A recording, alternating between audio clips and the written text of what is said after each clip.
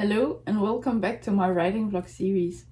I'm still working on my novel, Nature's Culling, and I'm going to write chapters 24 and 25 in this writing vlog. If I can stick to my outline and not add anything else onto it, then I only need one more writing vlog and then I will be done with this first draft. So I'm following the 27 chapter method, and that means that I've only got 2 more chapters to write after the 2 chapters I'm going to write today. Chapter 24 is the Converge plot point and chapter 25 is the Battle plot point. I'm recording this on the 5th of June 2026 and the weather here in Denmark today is quite gloomy. It's quite windy and it rains a lot, so maybe you can hear the wind and the rain a bit in the background, but I hope that's okay. Previously I have outlined my entire novel, and I have outlined bits for chapters 24 and chapter 25, but it's not certain that I'm actually going to write what I have in my outline.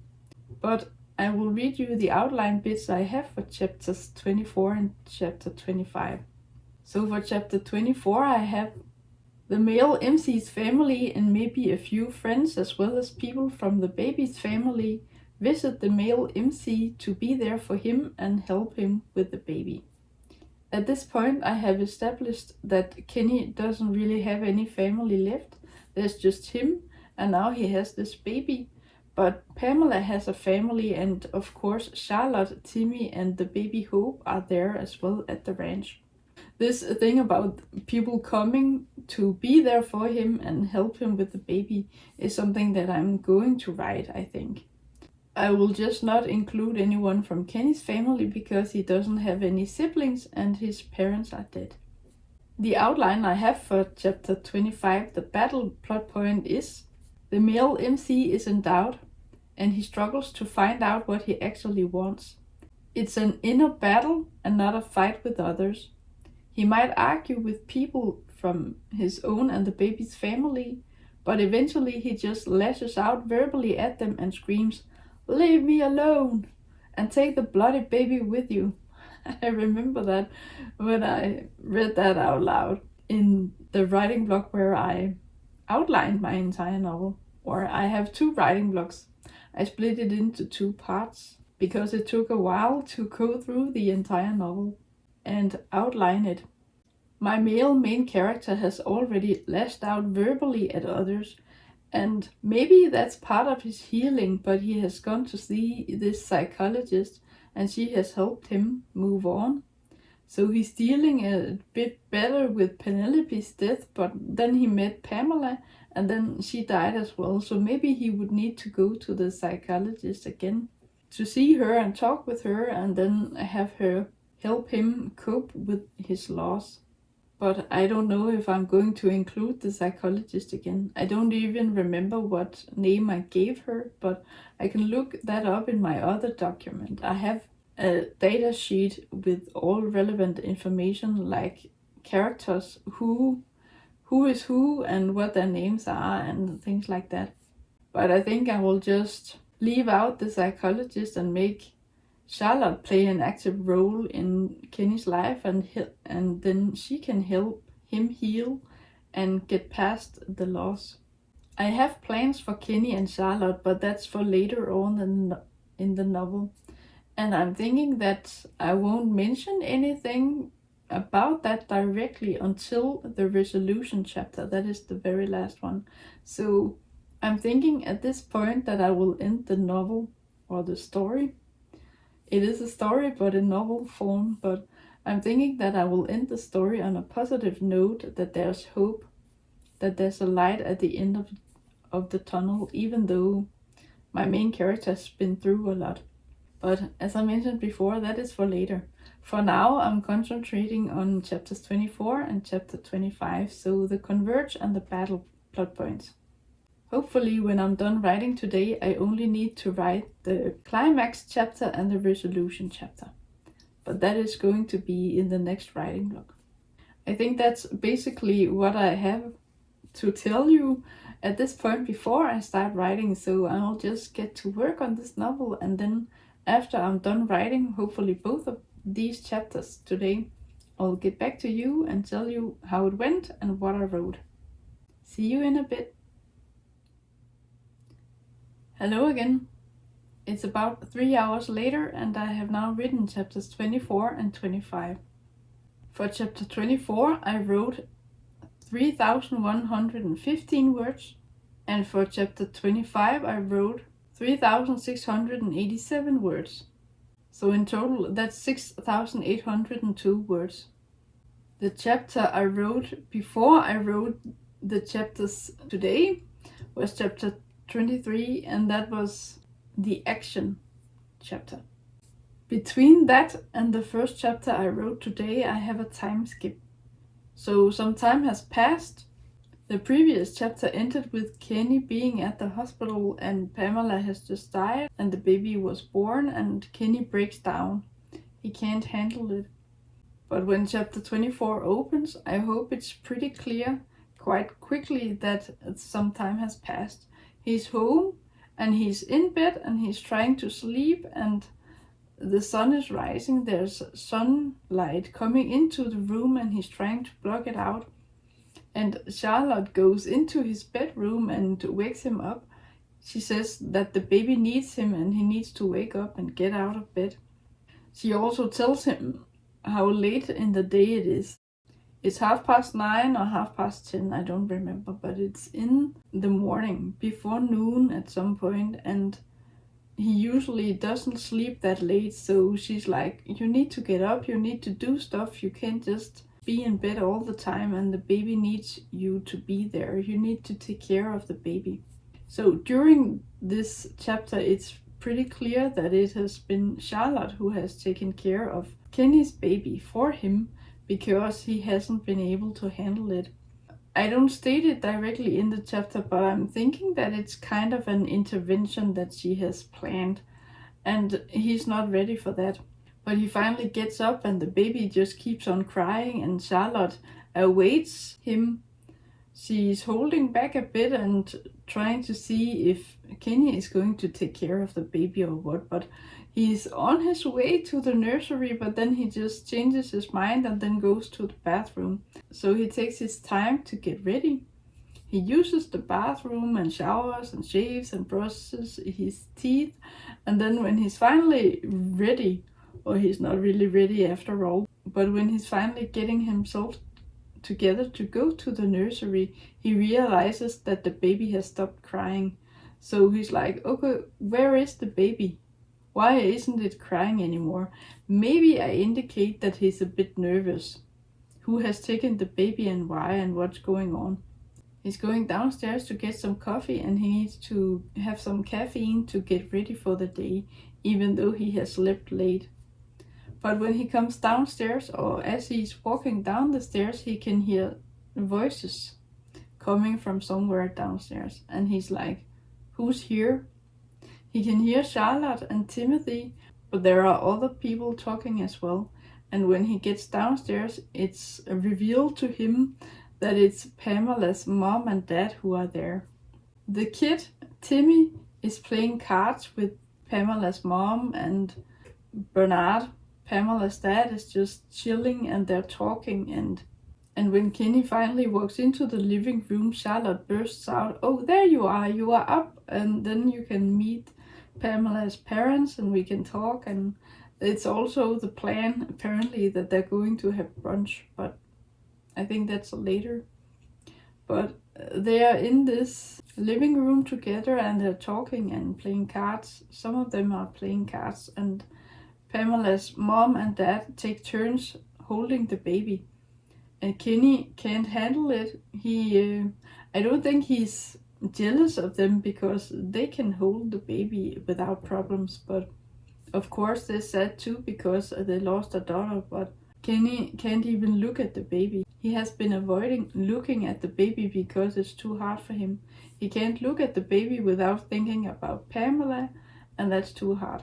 But they talk, and then Pamela's dad is like, you need to do something. You need to hold the baby. Here, do something.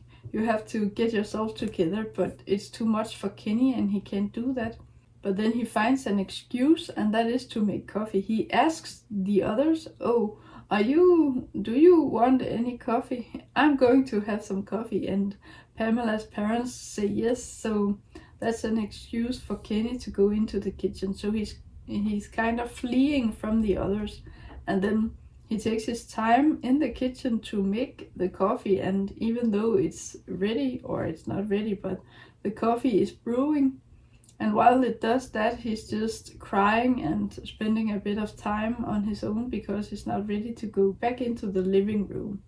Oh, he breaks down in the kitchen as well because there are oven mittens in the kitchen that Pamela made, and they remind him of her, and then he just breaks down and cries. And he has done a lot of things to avoid looking at the baby at all because it reminds him of Pamela, but other things in the house remind him of Pamela as well, and he can't keep avoiding everything that reminds him of Pamela, and Penelope for that matter. But he's breaking down, he cries, but then he gets himself a bit together, but only enough to get some coffee in a thermos mug, and then he just goes outside. So the chapter ends with him, it's all too much, and he needs to get a bit of a breather and get away from the others, and so he just walks outside. So that is how chapter 24 ends. And then chapter 25 starts with him hiding in the stable, the horses' stable, and then he hears someone calling for him, and it's Charlotte who's looking for him. She goes like, "Kenny, where are you?" And then when she finally finds him in the stable, she says, "Oh, you are in the stable. Were you hiding from me?" And Kenny admits that he actually was hiding, but at least it's a good thing that it was Charlotte who found him and not any of the others. Kenny reflects on how he feels about her, because he thinks like, if there's one person I can cry in front of and not feel ashamed or wrong or anything like that, it's Charlotte. So Charlotte is there for him. She hugs him. He put on some clogs. I think that's the name for them, but he put on some shoes of some kind that he could just slip his feet into, and he grabbed his coat as well, and then with a coffee in hand, he just fled outside. So he's wearing a coat, but Charlotte is not wearing a coat. She just quickly went outside to find him. So she could spend a lot of time looking for him actually, because it's a big place. But maybe she knows that he would probably hide in the stable with the horses. The horses are outside grazing, but Charlotte probably knew that she could find him in the stable, but she's not wearing a coat. But Kenny thinks about the fact that she must be freezing, and so he unzips his coat. He unzips it, and then he's kind of like wraps it around her too. It can't reach around both of them, but he wraps it around her, and then they hug, and then they keep each other warm that way. But she's like, "Okay, I'll give you a few minutes and then you will come inside, or else I'm going to come back out here and get you." So Kenny is fine with having a bit of time to cry a bit more and then collect himself, so he's ready to go back inside the house. So the first thing anyone says to him when he's back in the living room is Timmy, who's asking him, "Oh, did you get some coffee?" I figured that the others have got coffee if they wanted that, because the coffee is done brewing a while ago. So Timmy asks him, "Oh, did you get coffee?" And Kenny says, yes, he did get coffee. And then Timmy is like, "Oh, then we can play cards and we can play this Go Fish."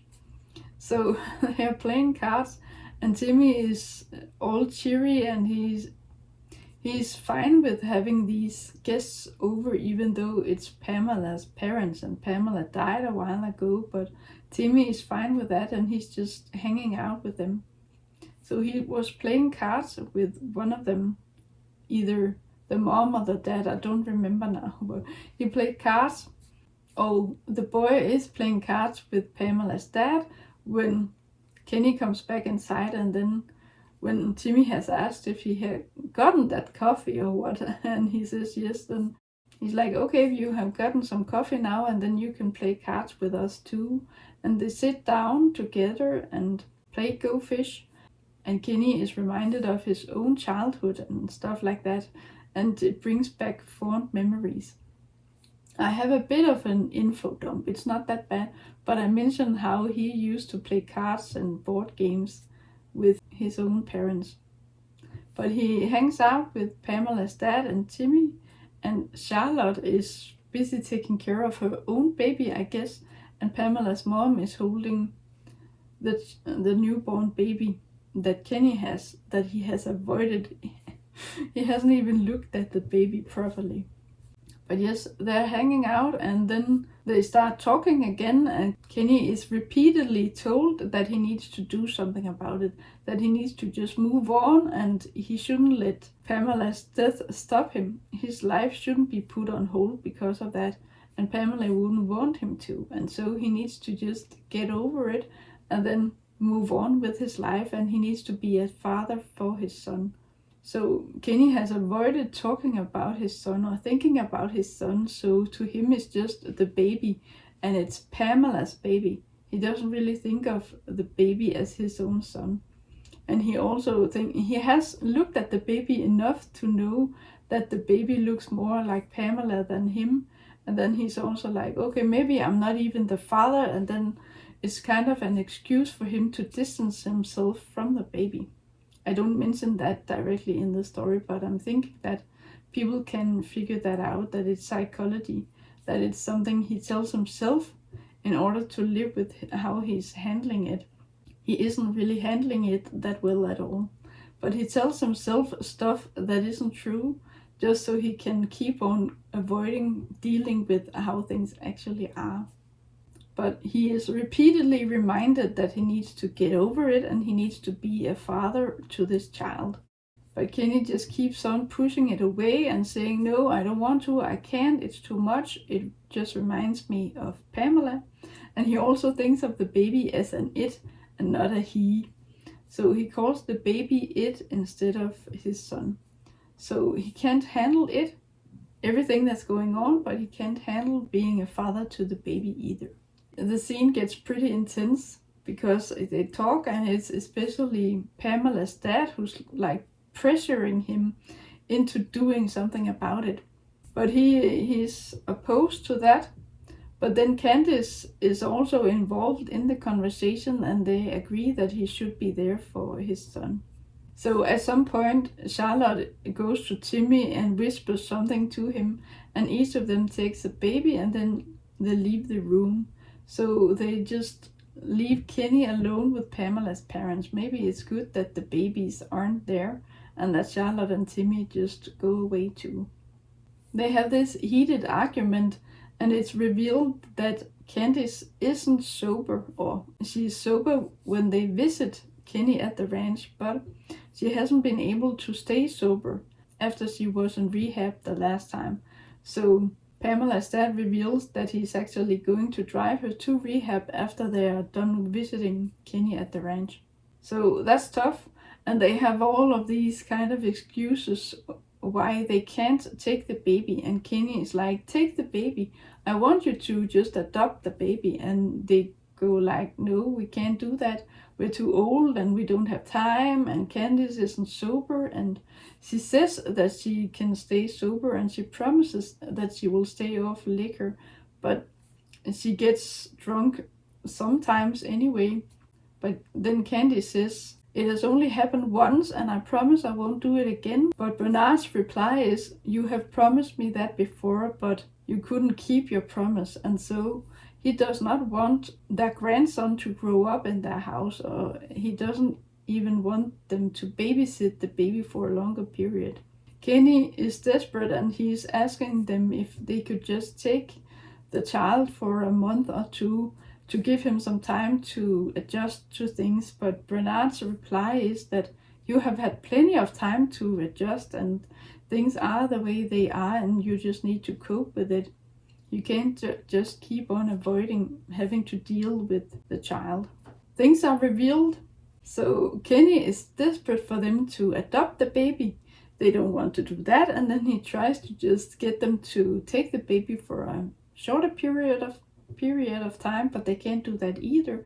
And that is when Bernard reveals that he's going to drive Candice to rehab, and so there will only be him, and he doesn't have the time to babysit or to be a kind of father figure for the baby.